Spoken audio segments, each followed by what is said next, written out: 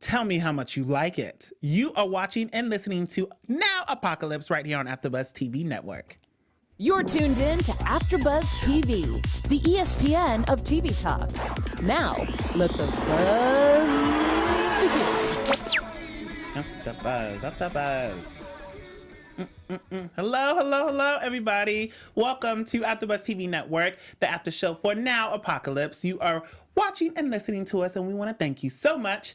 I am one of your hosts here, Howard III. Next to me is Chae. How are you feeling, Chae? I'm doing so interestingly well. Interestingly well. This episode was interesting. It definitely was. So, on tonight's episode, we're talking about Ulysses and how he's researching info about alien reptiles. Ford catches a big break for his screenwriting, and Carly attends acting classes. Plus, we have your sex fun fact, your predictions, and just so much more. So, let's get into it. Before we actually get into this whole episode, overall thoughts still. Like, it's episode 2, here we go. Where is my mind? And I just thought it was all right. Like, I'm still trying to figure out where the show is going. I liked that I feel like Carly is becoming into her own. I also feel like Yuli should just let Gabriel go type of vibe. But I don't know. And Ford is just dumb. Like, I don't know. Ford is just dumb. We could just tell in this whole episode. I'm like, Ford is just stupid. Like, he doesn't even get anything. It just doesn't click for him. He's very gullible. Yeah. And it's like it's the like Midwest type of gullible, like you would not expect in LA. And that's interesting, like, for a character to play and to be that innocent about it. Mm-hmm. Continuously. Yeah. Like, you would figure that he would catch on, but it's not happening. No. Overall, I like the fact that Carly is figuring out sexually what she could be into and her own empowerment of that. Mm-hmm. And that was really cool. Yuli is going into the conspiracy theory spiral that people go into. Whether it's going to be good or bad, I have zero clues where we're going to end up on that one. Severine is a good girlfriend. Yeah, she is. She's not a terrible girlfriend, though. Just say I love you once. I feel like that's all he wants to hear. Exactly. Just a once. But she doesn't want to hear that. She doesn't want to say that. Okay. Yeah, that's my overall thought for, the episode. I know. So let's get into it with Yuli researching about these reptile aliens off of this one dream. He meets up with Carly to tell her about what happened when he fell off his bike. We saw in last week's episode that he did see the alien pretty much having sex with the homeless guy. But then we saw tonight's episode, he woke up and he was just back on his bike. It was kind of like he wasn't even there. He saw a possum the next time he went over there. And I'm just kind of like, Yuli, is it the drugs? I mean, because that's what Carly said. I said, maybe it is actually like he smokes too much.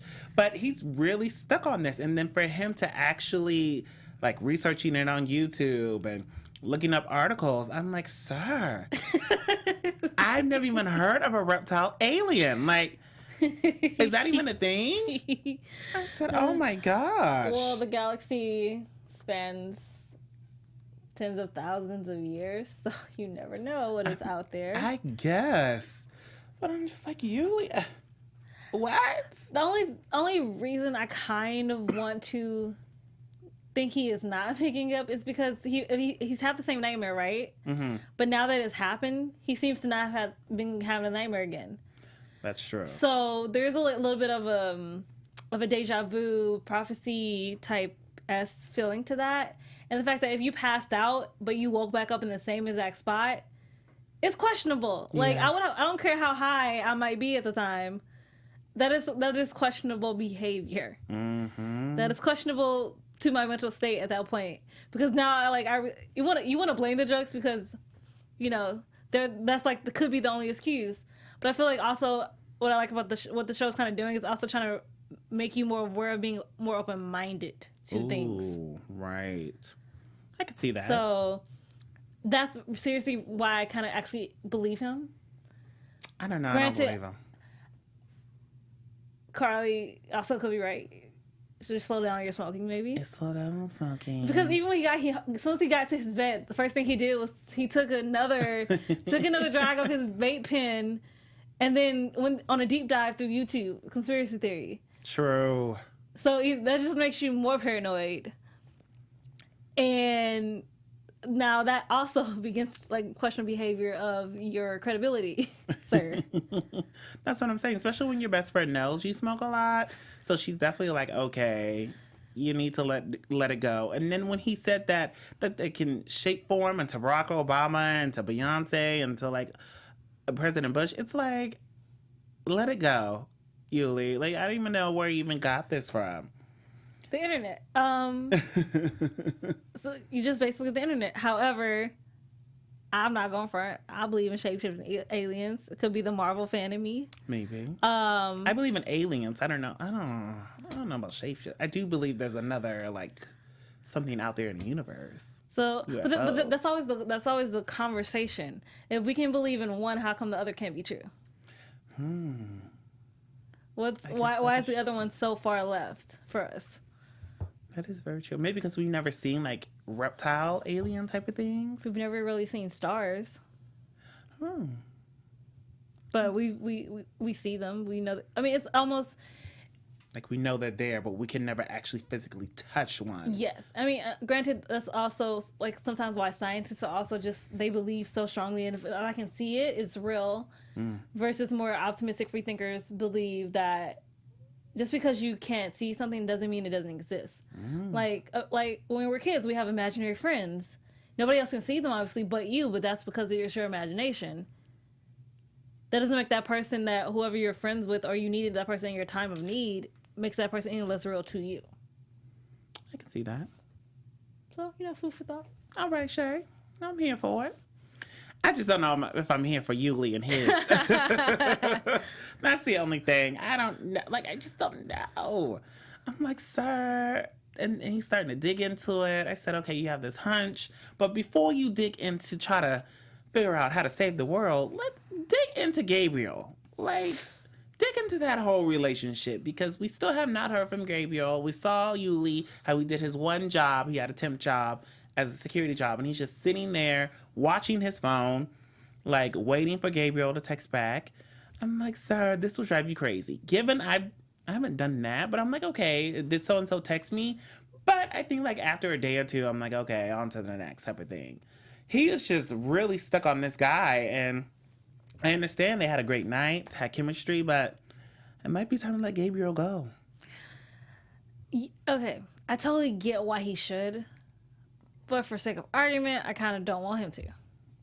Because they did share that magical time in the alley where they saw cosmic galaxies in the mist, around them. So I feel, and they both felt the connection. So my thing is, Gabriel, dude, what is on? Like, I legit kind of want to see what Gabriel's day is doing, because like it could just be a thing where like his day is going a totally different way, which is why he's unable to do it.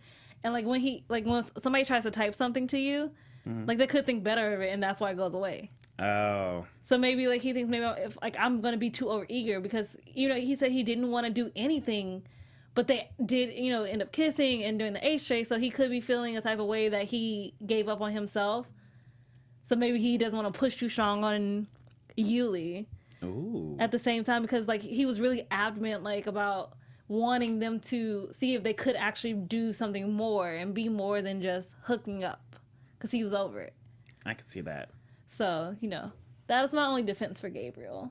However, something else, then I will change my mind later. True. Mine too.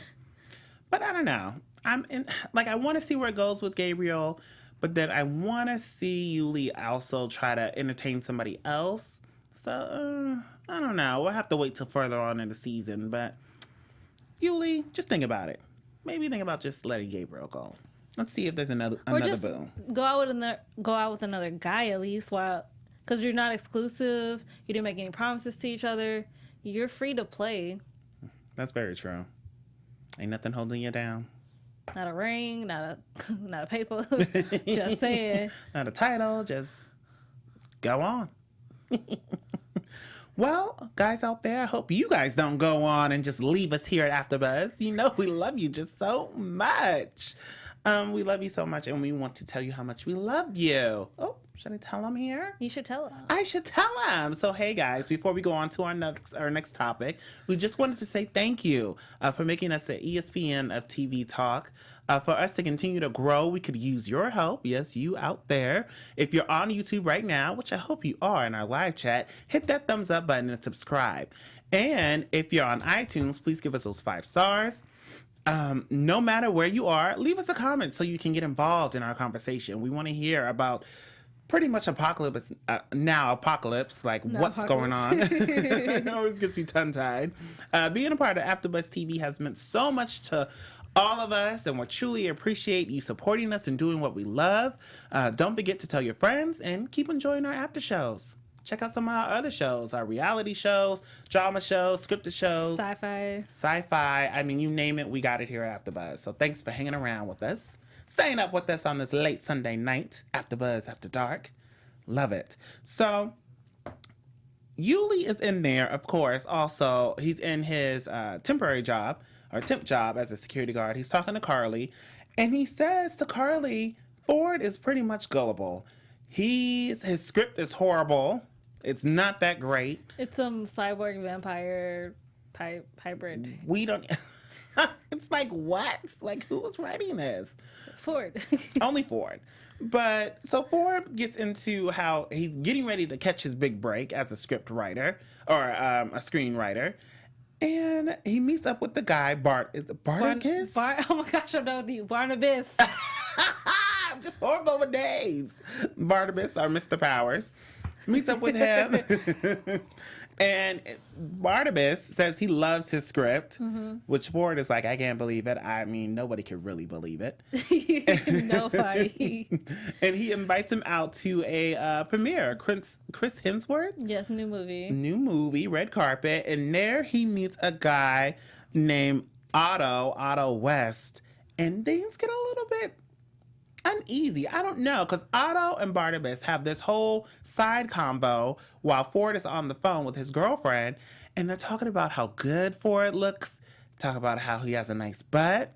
I said, this was a whole setup. You just figured that out? I mean, I knew, but I'm now trying to figure out, is this going to be like a whole like gang type of thing? Is Barnabas going to try to bring other men in, and then they all just kind of interact with each other? Because I thought it was just going to be Barnabas only. Barnabas trying to get Ford. But now that he's introduced him to Otto, it's like, wow. And then Otto says, Barnabas has my information. Send me your script. Of course, you know, he doesn't want to read the script. Just wants to read in between his pants. But I'm confused. I want to know, is this going to be a poly thing? Like, how are they going to do this? You're funny. You don't think so, Chae? You didn't think it was just Barnabas? I just thought Ford was stupid.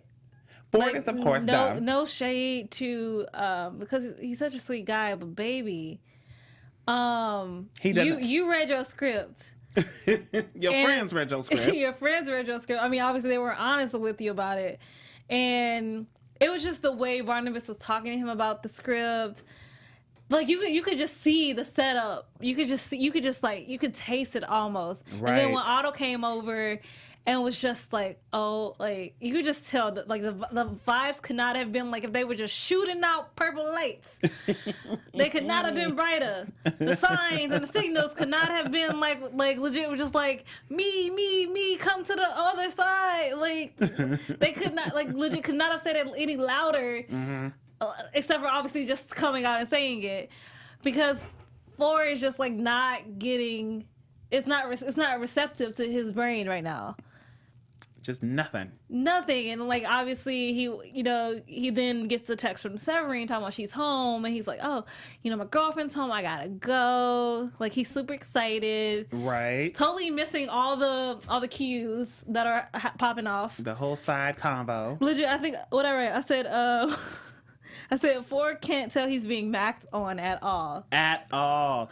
And it's like, is it just a straight thing? Like he's just not getting the cues. But I feel like most guys would know, like, hey, this guy's actually coming on to me type of thing.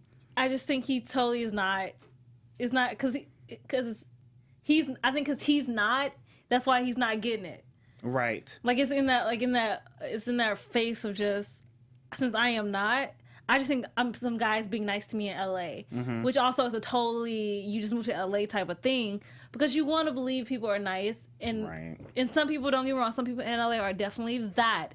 But it takes time to weed out who those people are to the true people, the honest people. The people who ain't just trying to use you and take advantage of you at the end of the day. That takes time and experience to weed out who those people are. It does take a lot of time. But it's like, come on. Like, you should know this man is hitting on you. Then you should know that Otto, I mean, I guess Otto wasn't very, like, blunt about it. But you could tell it was the vibes. obvious, It was, and especially when you know your script. Well, you believe in your script. Ford believes in his script. So he doesn't think his script sucks. But if all your other friends are telling you. Nobody's telling him. I think that's also the problem. I think Yuli told him, no. No, Yuli, I think Yuli, when Yuli and Carly were talking about it, he just like, I just only got through 2 pages. Oh, true. If nobody wants to read your script, I feel like that might be a sign too. Because even the girlfriend, Sterling, she was like, But she's smart. She really ain't have the time anyway. She out here like being an astrobiological theorist. What time she got for the script? That's true. She could at least done 2 pages like Yuli. True. But that also shows you how, like, really how much she cares about that script at the same time. She didn't care at all. I mean, the only thing she really cares about, Sterling, is this threesome. And it wasn't really It wasn't a threesome so much as a 2-on-1 watch. Because here we are, Ford and Daphne. Ford, and we're introduced to Daphne, who apparently has 3 boyfriends, and she's in a poly relationship. So go ahead. Polyamorous relationship, yeah. Which I'm like, yes. Go ahead, girl. And she's also covered in bomb dust because she came from a protest. But we're introduced to them, and Sterling's like, okay, I just want to watch. Severine. Ooh. You're saying Sterling, so I'm confused. Y'all know, me and these names, it's just not going to, I need nicknames. You know, Yuli is Yuli. But. We call her Sev. Okay, we continue your story. Sev? Yeah, that's what he calls her. Okay, I like that. Sev. So she just wants to watch. So I'm like, okay, it's not like a threesome, but will we consider it an orgy? Or because here she did get naked. I think you need more than 3 people for it to be an orgy. You need at least 4 to 5 people for it to be an orgy. Really? Okay. Well, I don't know. I guess okay, so 2 people getting it in. She's over there just pleasuring herself, but she's very connected, and they're having just it seems like a wonderful time. But what I found was weird is Ford saying, is it okay if I say I love you? Maybe he wanted that intimacy, he wanted the that intimacy connection. that he wanted with Sev, but he wasn't getting it. So, but he was also doing that, having sex with another girl for Sev too. That's very true. So I feel like for him, that was the only way he could actually go all the way through with it, was if he can put the emotions he wanted to say to Sev onto Daphne while Sev was watching. I was like, wow. But you could tell Ford is very uncomfortable. Because even when he got there, he was like, he stuttered. He said, yeah, he thinks about, doing other women. But then he was like, no, I don't. Well, because he lied. Because he's like, I think the right answer is no. Which is smart. If any other woman had asked that besides Severine, the smart answer is, I mean, granted, also, guys who are watching, right? This is for you.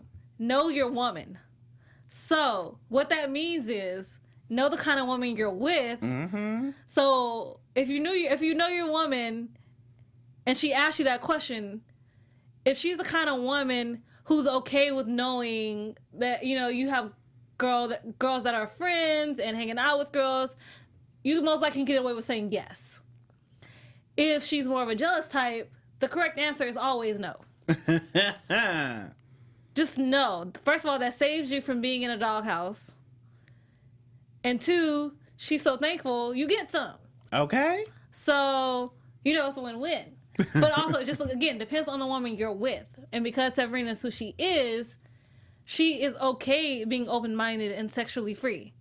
So she doesn't have an issue if you do think about that, because like she said, it is a normal human thing. It is. Do we think Sev is an alien? I mean, I know she's very smart, but I'm just like, sometimes I'm like, if aliens can shift change, it's like I could see that. For the, I mean, that also could explain the way she talks. Like, Yes. But it could also mean if she's human, it means because she's on the autism spectrum more than anything else. And if she is an alien, that explains the speech, the way she talks. Right. So, also I want to point out the fact that Daphne is in a polyamorous relationship, correct? 3 boyfriends, correct? 3 boyfriends, yeah. Right. So, because it's TV, we let you get away with it. If this is real life, none of your 3 boyfriends is letting you have sex with anybody else but the 3 boyfriends. Very true. You ain't doing nothing outside of our relationship that they are not included on. But Maybe because she it's didn't tell TV, then you're in the wrong relationship. Then the 3 boyfriends have chosen wrong. Because most people who end up in a when it's 2 guys and 1 girl or 3 guys and 1 girl, it's so that it can be exclusive. And she legit, you got your hands full. You good. You should not need anything if you got 3-on-1. I'm sorry to tell you this. You should be perfectly sated and happy. I'm really just truly saying. True. Like, your needs should be met. 3-on-1. You should be doing their needs. They should be taking care of you. And if they're doing it correctly, you don't need nobody else because you already got 3. 3 is too many sometimes. Okay. Wait, I don't even know how she juggles 3. It's hard for me to even juggle 3 after shows here at AfterBuzz. So you juggling 3 men? I'd be okay with just 2. Okay. Because you know, like when you get, like people say you get married, like you need your husband, then you need your gay husband, the one that goes shopping with you. Exactly. Sometimes you do like having, if you're in a relationship in that way, like you can get both sides. You can get one maybe who's a strong defender type, and the one who's more the softer, sensitive, who also could be alpha depending on the situation he's in. But either way, you're getting everything you need. Because there's a difference between what you want and what you need. There's a huge difference. We want lots of things, but we don't necessarily, as human beings, need them to survive. That's very true. So, there's that. Just, speak some truth today. You better speak it. Can I get an amen? Amen. I'm just interested about seeing this whole relationship unfold with Sev and Ford, and if they're bringing other women in. It's just there's something she said that I'm like, okay, so she does have feelings for him. It was something that when they were just all cuddling up after Daphne left, and she said, some people have structural beauty and some have emotional beauty. You have both. That for me is almost like her admitting that I love both sides of you. I love the man that you are. Like, that was her way of saying it in a very intellectual way. Because there are people who are just physically beautiful or who have an emotional beauty that draws people to them. But when you actually do have both, that's a great combination. Ooh. That is a beautiful combination, actually. It sure is, but I think she was just saying it in the moment. But that's what makes it different, because I think she always thinks about what she's saying. Like, everything she says has a purpose. And I think a little bit in a way, even though she doesn't feel like she has emotions, it kind of slipped in there.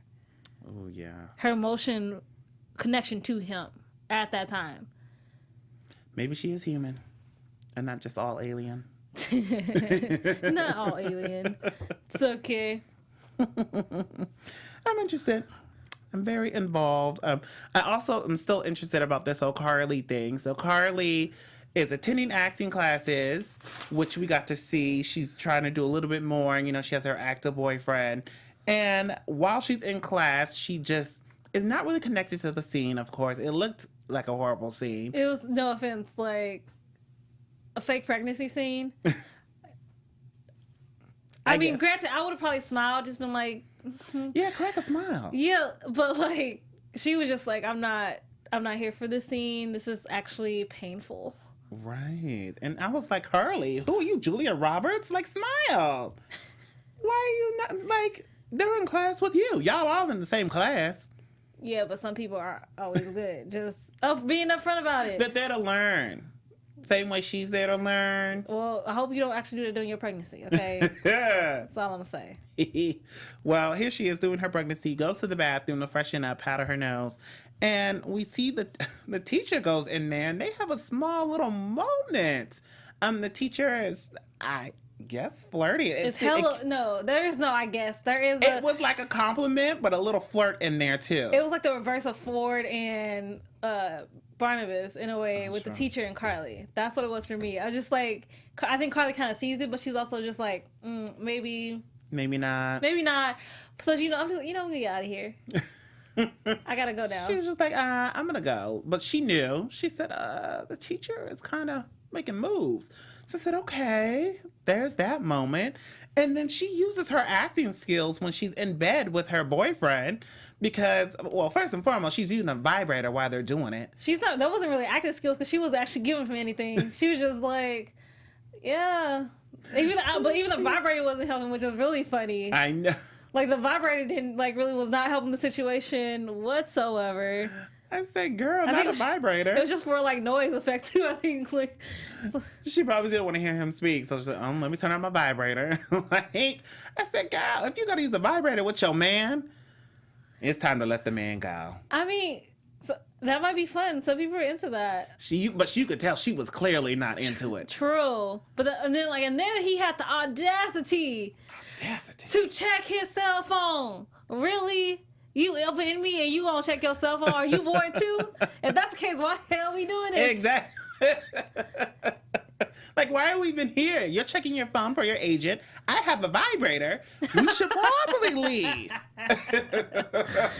And so and then she just talked just first of all. Again, it's the TV because ain't no one really just gonna throw her vibrator across the room like that. Okay, pay good money for that. I would have just turned it off and maybe put it in my side drawer again real quick. Cleaned it later, but still, I'm just saying, there's no way I'm knowing. Well, again, I have a bigger one, but I wouldn't be throwing nothing. Okay, I just wouldn't.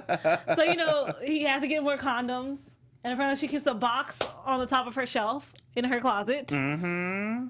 And next thing you know, he pulls for the box. Dildo hits him right in the eye. A giant one of that. Huge one, and all her little cam stuff. Yeah. Which I said, oh, well, she should have thought about that before she sent him to the closet. That is true. But then here he is, like, are you into all this? And I was guessing she told a lie when she said, oh, yeah, I'm into dominatrix. I don't think she was going to say that at first because she didn't want to say, I'm a Kim girl. Yeah, I don't think my man would be, down for me being a Kim girl. Exactly. So what is close enough to the truth that will get me out of this? He saw the whip. She said, oh, dominatrix, right then and there. Oh, I'm into it. I didn't think you'd be into it. I pretend sometimes by myself. Which honestly could probably be true because you never know. Like, people probably dress up by themselves and walk around the room, and I believe that when she said she does it alone. You don't believe it? No, but yeah, I mean, because technically she's not alone. There is a camera and a computer, so it's not really there's somebody on the other side of that thing, so it's not really alone. But if there was no camera, is it weird that she would just dress up and have a whip and... No. People dress up as artists, singing in the mirror. It's just kind of a little bit different. She's dressed up as a dominatrix, practicing in the mirror in case her time comes. You never know when the moment comes. You gotta be ready. I can't with you. No, I don't believe that. However... I love that she tried to smooth his bruised ego. Sure did. Because guys have a little bruised ego if we as women want to use toys while we're in our own intimacy acts and everything. I think you should be pulling some out too. I'm just saying. I like spicing things up. It makes it interesting. Yeah, flipping it up. Mm-hmm. And she was just you're so dominant, alpha male, just totally just stroking the ego. You're such a strong man. I didn't think you'd be into it. And the fact that he's actually down to try it is a testament to him as a guy. Mm-hmm. Most guys might say no. But here he is saying, yep. And they start, and it's funny because he's just I'm not I'm not going to say the word. I'll just say I'm not weak. I can handle a spanking. Mm-hmm. And when you phrase things a certain way and you're over my lap, oh yeah, I'm gonna use it real quick for this purpose. You said you wanted a spanking. Right? You will never, ever again use your phone while we're having sex. You better say it. She was beating him. And then he falls over and she's just like, oh my God, like I hurt you? And then he comes up and he's like in tears. Which I didn't understand why he was crying. Okay, so an erotic spanking, if done correctly, depending on the goal of the spanking anyway, just can release, like, some spankings are very therapeutic in a way, because you're always holding on so tightly to stuff that release from that is just like, it makes tears come to your eyes. It makes you like breathe and release in just such a way that is crazy. Like I said, if it's done correctly and that actually is the purpose versus even though she was just trying to go for more of a punishing spanking, he needed that in the way, you could tell. Like, it's just in the way he needed to, like, cry it out. And she was just like, no, it's okay. You can cry. Just let it go. Let it go. I guess it was other, emotions. Yeah. And that's what I got from it. Like, he was holding back other emotions that maybe he didn't get a call back or, something like that. But and for trying to be the strong male macho guy. Right. And then to go into a submissive role in that way. And it'd be okay for you to cry is very freeing. I can see that. He loved it though. They both learned something about themselves, I feel like. And I felt like it brought them closer because they actually like had sex. It looked like they were making love, really. Yeah, like intense, like tensely. I said, excuse me, I was like, wow, maybe this is a stepping stone. Excuse me. I said, maybe this is a stepping stone to something actually serious, because I didn't even see why they were together to begin with. I know it's only the second episode, but I didn't see any connection. Maybe she was just using him for acting skills. Maybe he was just there just because. But this time I said, oh, now I can see it. They may actually like each other. Passionate. Well, yeah, because I feel like she was always trying to like have him be the lead, but that wasn't, like, dynamically, that wasn't working for them. Not at all. So when you flip it and you find something new in your relationship, even especially sexually, that makes it even more intense, it's like, damn. Okay. Now we know the roles we're supposed to be in. True. Just like at least in the bedroom. When it comes to the bedroom, outside I'll let you be however you need to be, but in here, you just call me Mistress Carly. Just, call me that. Call me Mistress Carly. I mean, I'm ready to see like how this is gonna change the relationship even more. Like if they're gonna get more into it. I'm super interested. Me too. Very much so. Well, let's move on to one of our new segments that we have, our sex fun facts. Yes. Ooh. Yeah. That's where we bring you something nice and sexy. Well, because I was inspired by Carly and Jethro's, experimentation of the dominatrix submissive realm of BDSM, because there are female mistresses and dominatrixes in the BDSM world. So, guys, if you're looking for a professional dominatrix, they are very skilled at applying the right amount of pain that can make you her I hate this word, masochistic. What is it? I'm horrible with words. I know. Masochistic. Thank you. I can normally say it before something's up with me. Masochistic submissive client cry out in pleasure. There is a common misconception that BDSM is always about pain, but it's really about sensation. Really? A truly professional dominatrix is more experienced and like a guide through the less accessible sexual pleasure that some men and women find in acts of submission, both in and out of the dungeon. Ooh. Most sessions with a pro dom are carefully thought out and planned beforehand by the mistress to make sure they are uniquely tailored to the client and enjoyed by the sub. So if this is something that you are interested in, to explore, you know, and you don't know where to start. You're looking for it, but you don't know the right avenues. Right now on the screen we have timeout.com. They did a article about the top 10 best LA dominatrixes, and each one is a bio and questions about what they're into, their skill set. They even have their own websites because they do take clients. And if you're new to the BDSM scene, it lets you know who would be more likely to take you on as a client. And there's no shame in being a specific, especially if you're a guy, because some guys are like that, and that's totally okay, and it's totally great. And I think that's great that they're exploring that in the show. Well, look at that. Yeah. So I mean, granted, also if you're a woman and you're into women who are doms, they do that. They have both of those. They have women that do both as well, not just for men clients.